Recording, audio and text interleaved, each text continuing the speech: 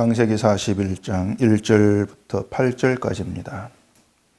만 2년 후에 바로가 꿈을 꾼즉 자기가 나일 강가에 서 있는데 보니 아름답고 살찐 7 암소가 강가에서 올라와 갈밭에서 뜯어먹고 그 뒤에 또 흉하고 파리한 다른 7 암소가 나일 강가에서 올라와 그 소와 함께 나일 강가에 서 있더니 그 흉하고 파리한 소가 그 아름답고 살찐 7 소를 먹은지라.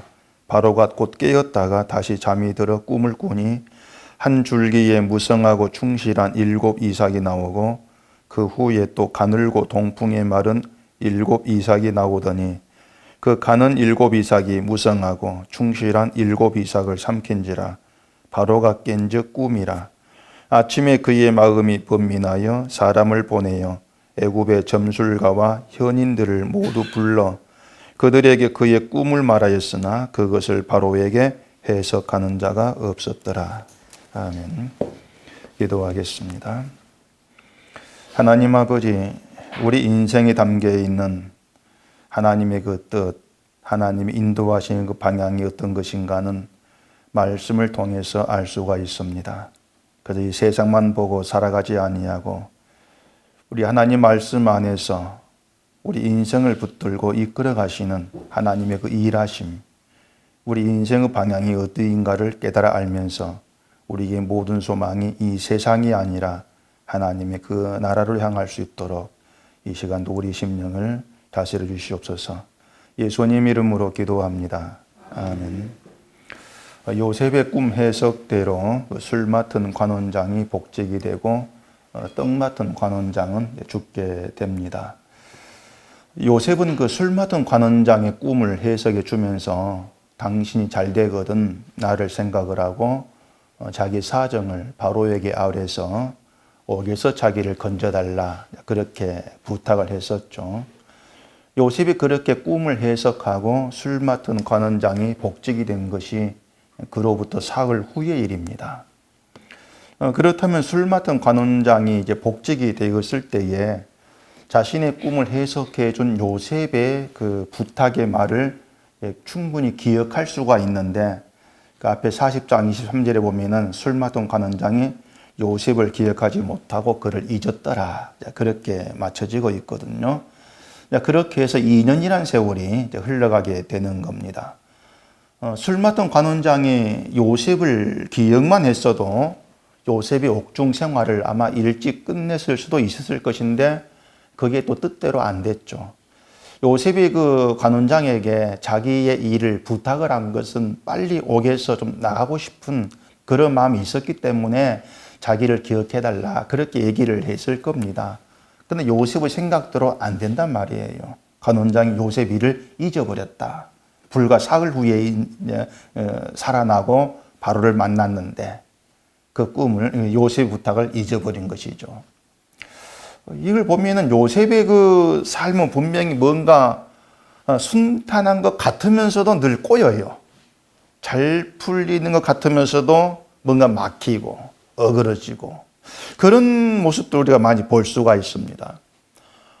만약 우리가 요셉과 같은 그런 어떤 흐름 속의 삶을 살게 된다면 아마 신세한탄을 하지 않을 수가 없을 거예요. 왜 내가 내 뜻대로 내 생각대로 안 되고 늘 꼬이느냐 그런 불평도 분명히 있을 거란 얘기입니다. 우리가 이런 요셉의 일을 우리가 보면서 먼저 생각할 것은 우리 늘 그렇습니다. 지금 현재 일이 나중에 어떤 결과를 가져올 것인가 우리가 몰라요. 늘 우리는 그걸 전혀 알 수가 없습니다. 늘 지금의 그 일만 우리가 보게 될 뿐이죠. 그렇기 때문에 지금 좋은 일이 내게 벌어졌으면은 그 때문에 내 인생이 행복할 거다. 그런 생각을 쉽게 빠집니다. 가령 오늘 내가 복권 당첨됐으면은 이제 그 돈 가지고 내 인생 평생 행복하게 잘 살아갈 수가 있을 거야. 그렇게 우리가 미리 짐작을 하게 되죠. 또 반대로 오늘 좋지 못한 일이 있으면은 내 인생이 불행해질 거야. 내일도 내 인생은 엉망이 될 거야. 그렇게 늘 우리는 짐작을 해요. 그러니까 미래를 볼 수 있는 안목이 우리 가운데 없기 때문에 늘 현재를 가지고 미래를 우리가 점친다는 얘기입니다. 현재가 좋으니까 미래도 좋겠지. 늘 그렇게 우리는 미래를 우리가 착각하고 내 멋대로 끌어오면서 내 생각대로 미래를 늘 깨 맞추려고 하는 거예요. 근데 그게 이제 결국 우리의 그 생각이고 우리의 착각일 뿐이라는 것이 늘 드러나게 되지 않습니까? 마태복음 6장 4절도 그러므로 내일 일을 염려하지 말라. 내일 일은 내일이 염려할 것이요. 한날 괴로우면 그날 족하다. 이렇게 예수 말씀하셨는데 되게 그 말씀을 내일 일은 내일이 되면 그때 가서 염려하고 오늘은 염려하지 말고 즐겁게 살자. 어떤 이런 뜻으로들 되게 해석을 합니다. 근데 성경 보면은요. 내일 일은 내일 염려하라. 이렇게 말하지 않고 내일 일은 내일이 염려한다. 이렇게 말합니다. 내일이 염려할 거야. 우리가 아니고 내일이 염려할 거야. 뭔가 말이 안 되지 않습니까? 내일은 건 하나 세월의 시간이 지나지 않는데 인간이 아니고 어떤 시간이 지나지 않는 그 세월이 염려한다. 이거 말이 안 되는 얘기거든요. 그 말이 뭐냐면은 내일에 어떤 일이 딸지라고는 우리 소관이 아니란 것이거든요. 우리 소관이 아니고 하나님의 작정한 뜻에 의해서 너희에게 되어진 일일 뿐이야. 그 의미가 담겨 있다는 얘기입니다. 근데 우리는 뭐냐면은 얘기한 대로 오늘 좋지 않은 일이 내게 있으면은 내일을 불안해야 한단 말이죠. 내일도 힘들어질 거야. 미리 우리가 그렇게 규정하려고 하는 거예요. 그래서 불안과 염려가 떠나지를 않게 되어지는 것이죠. 그래서 내일 일을 염려한다는 것도 내일도 내가 이렇게 되겠지. 내가 그렇게 이제 내 예측, 내 생각이 있는 겁니다. 그게 뭐냐면은 오늘의 일도 마찬가지고 내일의 일도 하나님의 소관이다. 그걸 잊고 있단 말이에요. 자, 우린들 고백 중에 하나가 하나님이 오늘도 우리를 도우신다. 그리고 내일도 하나님이 도우신다는 거죠. 근데 도우신다고 할 때에 우리가 뭘 생각하냐면 내게 좋은 일이 있을 경우에 하나님의 도우심, 늘 그런 생각을 해요. 힘든 일이 있을 때에는 하나님이 도우셨다. 이 생각 놓칠 때가 많이 있습니다. 근데 오늘 하나님이 도우신다. 하나님 우리를 도우신다는 것은 어떤 좋은 일을 주시는 도우심이 아니고 내 인생 자체를 돕고 계시는 것이거든요. 그렇기 때문에 좋은 일이건 나쁜 일이건 하나님 편 나쁜 일이 아니에요. 내 시각이 나쁜 일이지. 그러니까는 내게 뭔가 힘든 일은 나쁜 일, 그건 하나님의 도우심이 아닌 건 늘 그래 구별해서 보려고 한단 말입니다. 그러다 보니까 내 인생 자체가 오늘 전체가 하나님의 도우심이고 하나님의 소관이다. 이걸 잊고 살아가는 거예요.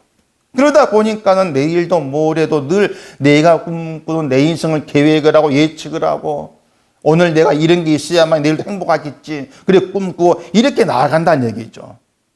우리가 잊지 말 것이 뭐냐면은 매일매일 우리가 하나님의 소관 도우심 가운데 살아가는데 그 하나님의 도우심을 내 멋대로 예측하지도 말고 생각지도 말라는 거예요.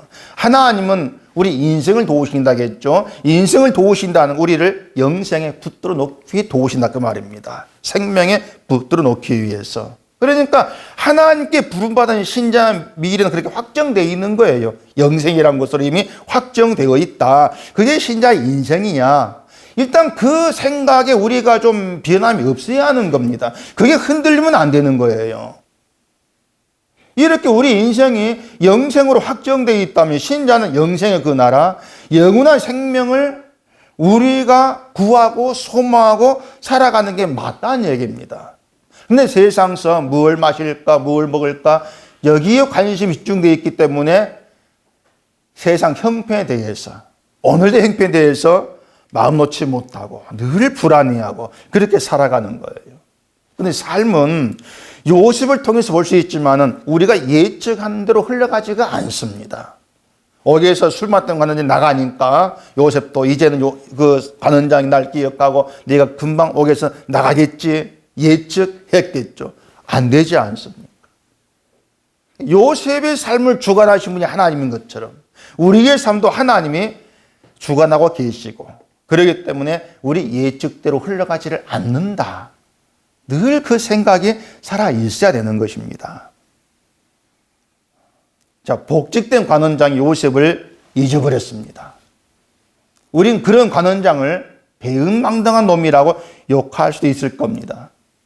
근데 요셉이 그 관원장 해준 것은 사실 꿈 해석밖에 없어요. 딴 거 해준 게 없습니다. 뭐 술 마던 관원장이 죽을 운명이었는데 뭐 살게 해줬다. 이게 아니지 않습니까? 오히려 떡 굽는 관원장이 죽을 운명이었는데 그걸 살게 했다면은 은혜를 입었다 할 수 있겠지만은 술 마던 관원장은 설사 요셉이 꿈에서 안 해줘도 살아나게 돼 있잖아요. 애초에 사흘 후에 살아날 사람이었는데 그걸 미리 알려준 게 전부거든요. 그렇기 때문에 그 관원장도 내가 요셉 때문에 살았구나 그런 생각을 하지 않을 수도 있단 말입니다. 아마 그런 것 때문에 쉽게 요셉을 잊은 것이 아닌가 그런 생각도 뭐 해볼 수가 있겠죠. 근데 우리가 요셉을 잊은 관원장을 배은망덕한 사람 이렇게 여겼다면은 진짜 배은망덕한 사람은 오늘 우리지 않습니까? 우린 예수님께 직접적으로 은혜를 받고 살아갑니다. 직접적으로. 죽은 자가 살게 된 은혜를 받았지 않습니까? 우리를 살려기 예수님이 고난의 길을 가셨고 죽으셨어요. 근데 우린 늘 예수를 잊고 살아갑니다. 또 예수를 잊고 살면서도 예수를 믿고 있다고 하고 예수님을 위해서 섬긴다고 하죠. 배은망덕하고 뻔뻔한 거. 그게 지금의 우리라고 할 수가 있죠. 중요한 것은 그런 우리라 할지라도 예수님이 여전히 사랑하시고 붙드시고 이끌어 가신다는 사실입니다. 그게 중요한 거예요. 우리가 하나님의 은혜를 입었고 예수님의 희생으로 산 그런 자가 되었지만 실상은 하나님의 원수였다.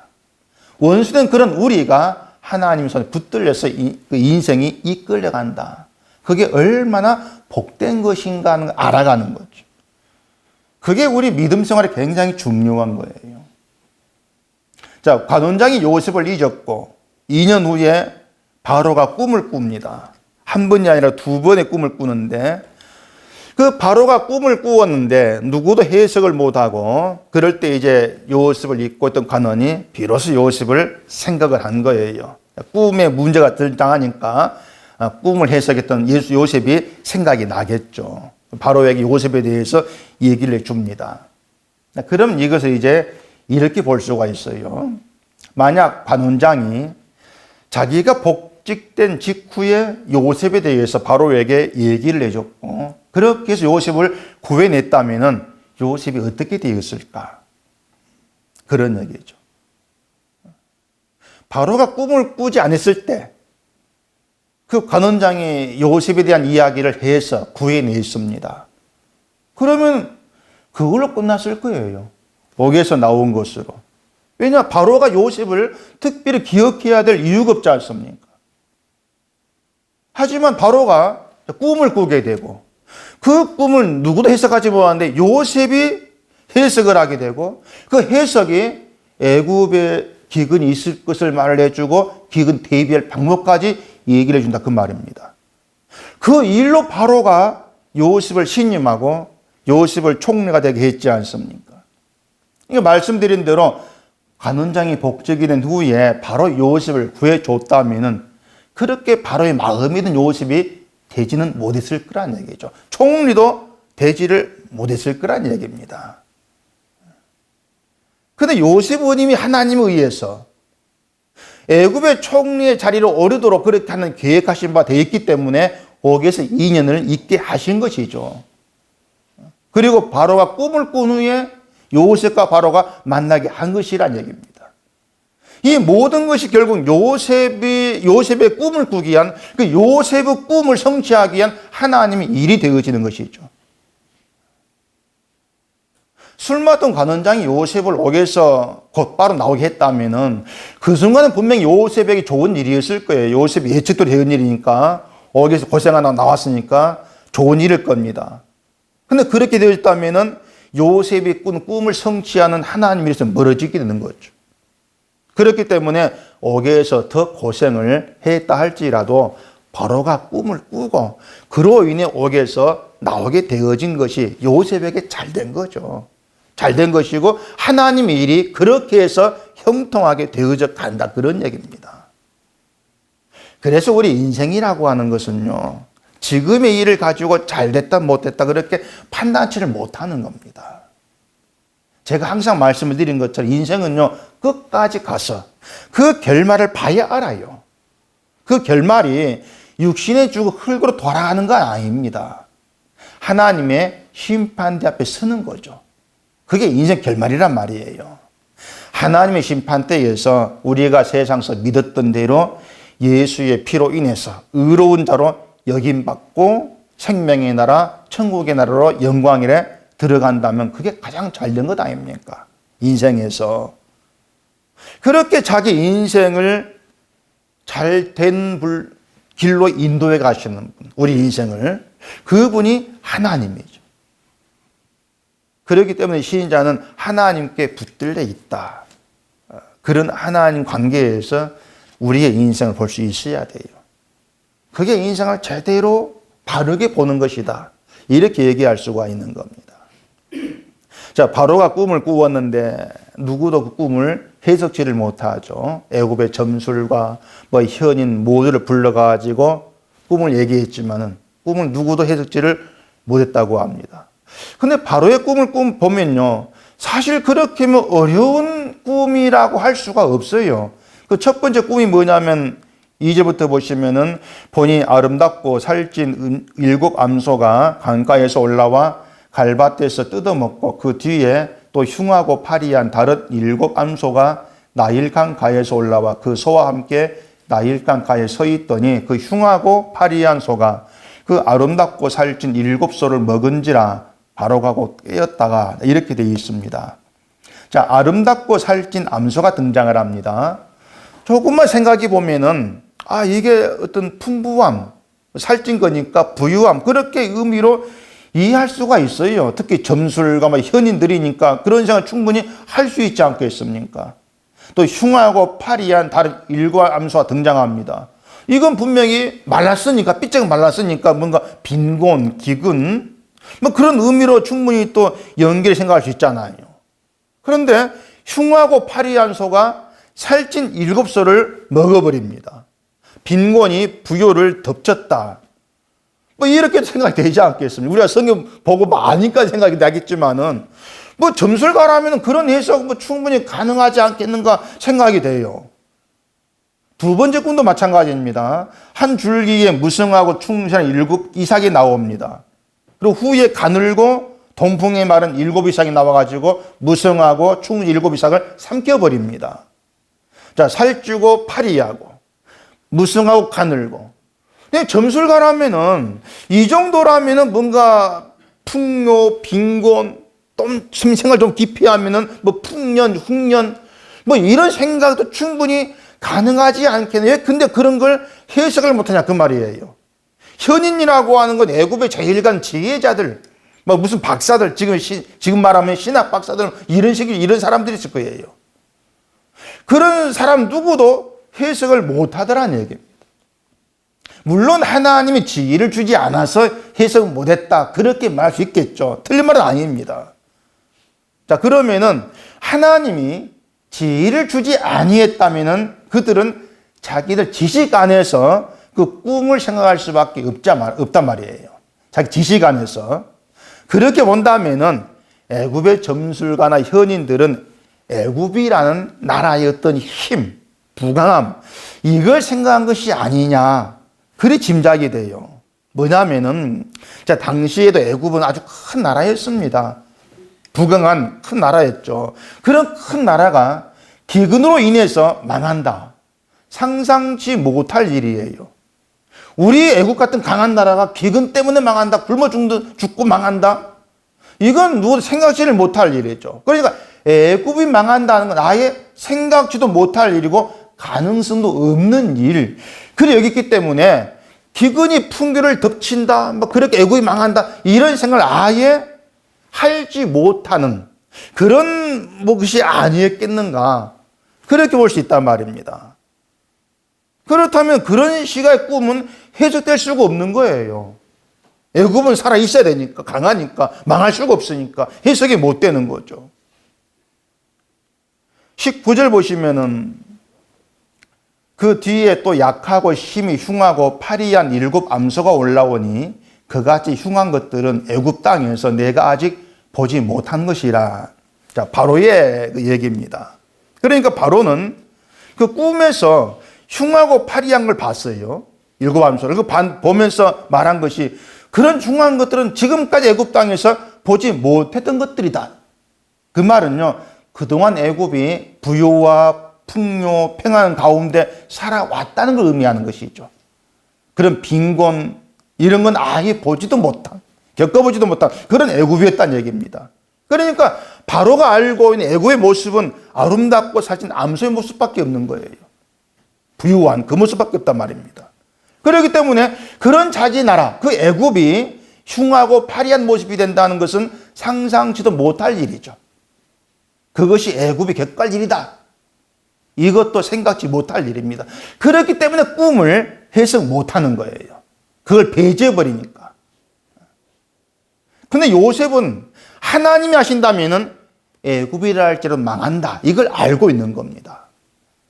그래서 흉하고 파리한 암소, 그 기근이 현재 애굽의 누리 풍요를 얼마든지 삼킬 수가 있다고 생각을 한 것이죠. 그러니 해석이 되는 거예요. 32절 보시면은 바로에게 꿈을 2번 겹쳐 꾸신 것은 바로께서 하나님이 이 일을 정하셨습니다. 하나님이 속히 행하시리니 이렇게 얘기합니다. 요셉은요, 바로가 꿈을 2번 꾼 것을 하나님이 그 일을 이미 정해 놓으셨다는 것을 말하고 있습니다. 그게 뭡니까? 애굽이 기근으로 망한다는 것이죠.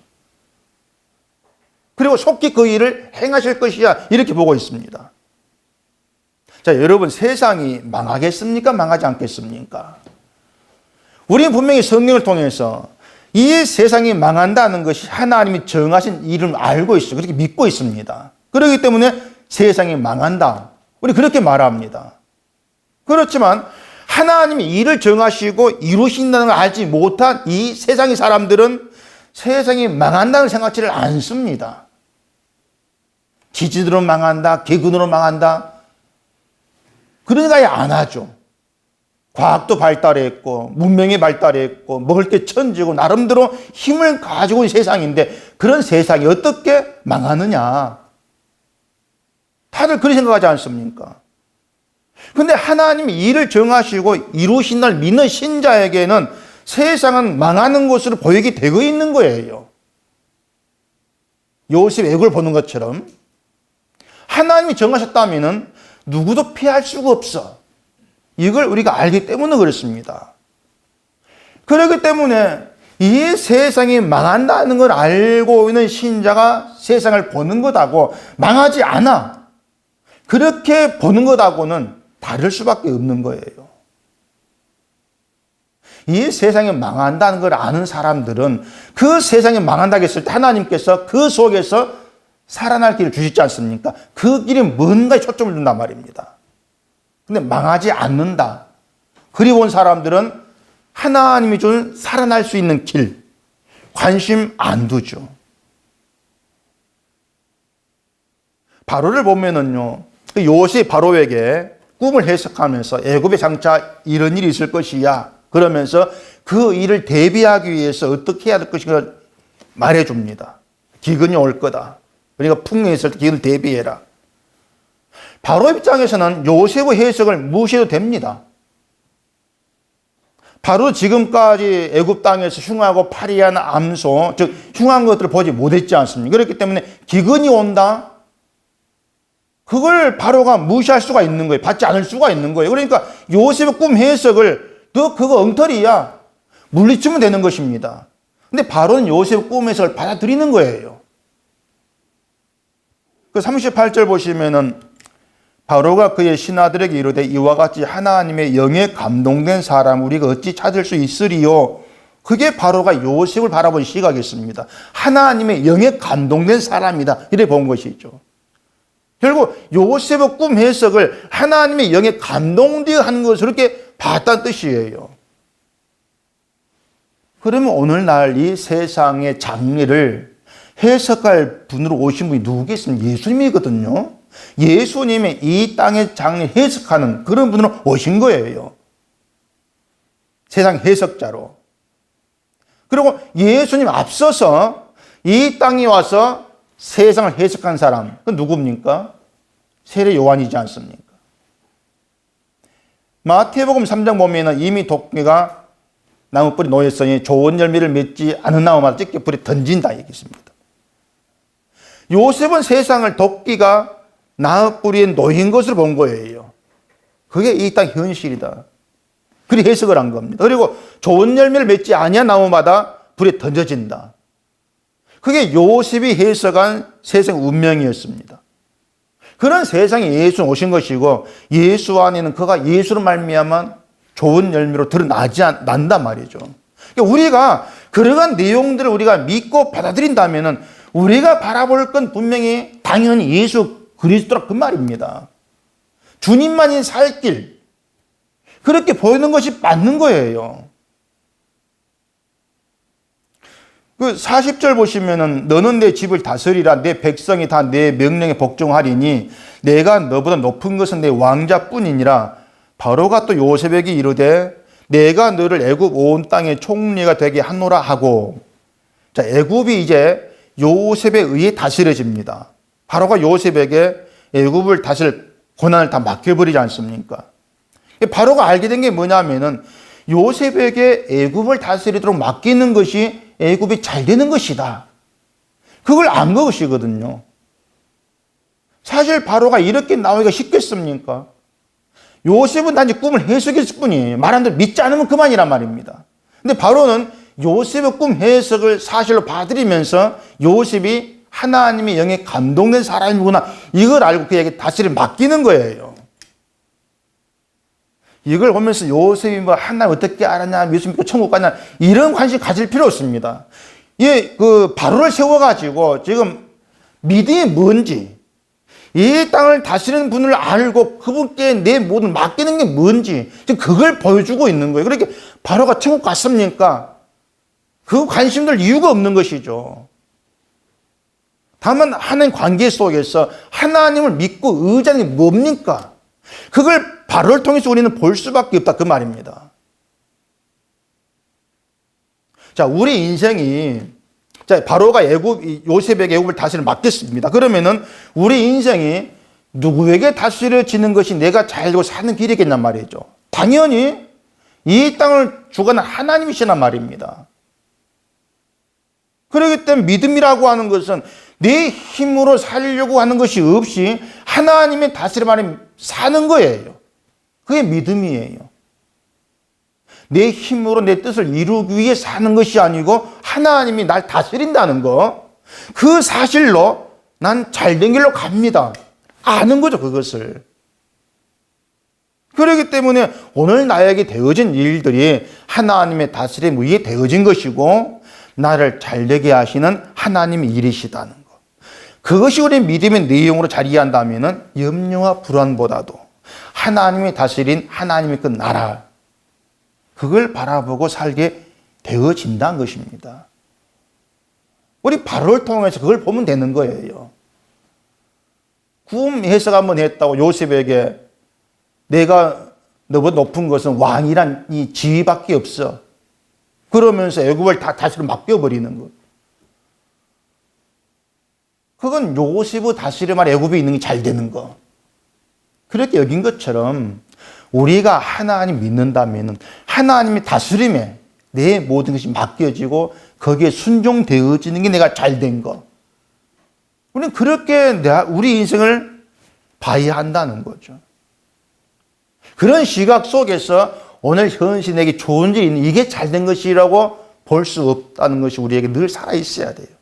오늘 내게 뭔가 힘든 일이 있다 해가지고 이게 못된 것이다, 나쁜 것이다, 그것도 아니란 얘기입니다. 결말로 가서 보자. 하나님 심판대 앞에서 우리가 예수를 믿고 살아가는데 그 믿음이 나를 의롭게 하고 그 의로 말미암아서 영광 생명에 들어간다는 거, 그게 나의 가장 잘된 거. 늘 그런 시계 우리 가운데 굳건히 살아 있어야 되는 것입니다. 그렇게 뭐가 잘된 것이고 뭐가 잘못된 것이냐, 그것이 하나님의 심판대라는 마지막 결말에 가서 드러나게 되어 있다는 것. 그게 우리의 참 현실이고 그게 성경이고 그게 하나님의 계시의 말씀이다. 그걸 우리 분명히 알고 살아가셔야 되죠. 이런 하나님의 계시를 내 중심으로 날 위한 하나님의 일로 해석하려고 하니까 해석이 안 되는 것이고, 해석한다 해봐야 엉터리 해석이 나올 수밖에 없는 겁니다. 그래서 성경은 인간이 해석할 수 있는 것이 아니에요. 하나님의 영에 감동되어야만이 성경서 이 땅의 현실을 제대로 보는 것이고, 성경이 보여주는 그 현실을 제대로 보게 되어지면 가장 먼저 날 위한 인생은 없다는 걸 알게 되어질 겁니다. 날 위한 인생은 없다. 그리고 우리 인생은 예수를 증거하는 그런 도구로 부름받은 것이고, 그 길로 이끌림 받게 되어 있다는 걸 알게 되어져요. 그렇기 때문에 우리가 성경을 알게 되어지면 늘 내가 부정되을 수밖에 없단 말입니다. 늘 내가 부정되어지면서 예수 그리스도만이 내 가운데 세워지는 거예요. 그래서 오늘 요셉 인생에서 우리가 알 수 있는 것은 요셉 뜻대로 되어지는 건 아무것도 없다는 거죠. 총리 되는 것도 요셉의 뜻도 계획도 아니었습니다. 그러니까 요셉처럼 뭐 꿈을 꾸자 이런 말을 할 필요가 없는 거예요. 요셉이 하나님의 뜻에 붙들려 있는 것처럼 우리도 하나님의 뜻에 붙들려 있다. 그 사실을 믿고 살아가면 되는 것이고, 분명한 것은 하나님께 붙들려 있다는 그것이 우리 인생에 가장 좋고 든든하다 그 말입니다. 가장 든든한 것이다. 말한 대로 애굽이 망할 리가 없어. 이런 시각으로 바로의 꿈을 보면은 해석이 안 되는 것처럼요, 내가 지옥 갈 리가 없어. 이런 시각으로 성경 보면은 해석이 안 돼요. 많은 기독교인들이요, 세리와 창기, 또 한평 강도 이런 사람이나 또 사도 바울이 천국에서 상급 갔다, 그 말을 이해를 못하지 않습니까? 왜 갔냐 말이죠. 그러니까 자기 죄, 인간의 죄를 보지 못하고 뭔가 잘했다고 한 공로 행함 이것만 보기 때문에 상이 달라야지. 그런 식으로 살아있기 때문에 해석이 안 되는 거예요. 상이 같다는 말이. 해석할 수가 없죠. 그런데 내가 지옥 갈 죄인이다는 그런 생각에, 그런 시각에 보게 되어지면 성경 말씀이 다 맞고 해석이 되어져요. 왜 하늘에서 상급에 차등이 없는지 이해가 되어져. 맞습니다. 옳습니다. 충분히 받게 되어진다는 얘기입니다. 이처럼 신자는 하나님 말씀 위에 서서 세상을 바라보고 살아가는 사람이에요. 말씀 위에서 세상을 좀 제대로 보면서 우리가 하나님께 붙들려 있고 다스림 받고 인도받고 살아가는 이것이 복의 색이 들어와 있는 신자됨이다. 거기에 좀 쾅쾅 못을 박아버리세요. 그렇게 살아간다면 우리가 잠시 동안 사는 이 세상에서 뭔가 좀 남들보다 부족하게 누린다 할지라도 그게 섭섭함이 안 되는 겁니다. 왜? 이미 충만한 채워진 그 가운데 살기 때문에 그래요. 신자라고 하는 것은 채워가는 세상이 아니고 채워진 세상에 들어와 있다. 그게 예수 그리스도 아니다는 것입니다. 그렇기 때문에 이 땅에서 내 뜻대로 안 된다고 해서 우리는 실망할 것도 없고, 오히려 그것이 우리에게는 좋은 일로, 잘된 일로. 왜? 그것이 나를 생명으로 이끌어가는 하나님 일로 드러날 것이기 때문에 하나님의 그 일에 박수 치면서 살아가는 것, 그게 신자됨이라고 하는 것입니다. 오늘 평안히 살아봐야 그 몇십 년밖에 안 되지 않습니까? 늘 우리가 바라볼 것은 영광의 그 나라라는 것, 그의 나라, 그의 의를 구하는 것, 그게 신자라는 것을 늘 기억하시고 하나님께 붙들려 살아가는 그 인생에 박수 치면서 감사할 수 있는 우리가 되어지기를 바랍니다. 기도하겠습니다. 우리 아버지 하나님, 요셉의 삶에서 늘 보게 되어지는 것은 요셉의 뜻대로 되어지는 건 아무것도 없다는 것입니다. 요셉이 바로의 꿈을 해석하게 되어진 것도 요셉의 계획이 아니었고 하나님의 뜻이었습니다. 이처럼 하나님의 뜻에 붙들려 살아가는 것, 그게 우리 인생임을 생각할 때에 오늘 잘 되고 내일 못 되고 이런 데에 매이지 아니하고 오직 하나님의 영생, 그 나라를 향해서 붙들려 인도받고 있다는 것, 이것이 우리 인생에 가장 복되고 잘된 것이라는 그 믿음 하나로 살아가는 저희가 되게 하시옵소서. 예수님 이름으로 기도합니다. 아멘.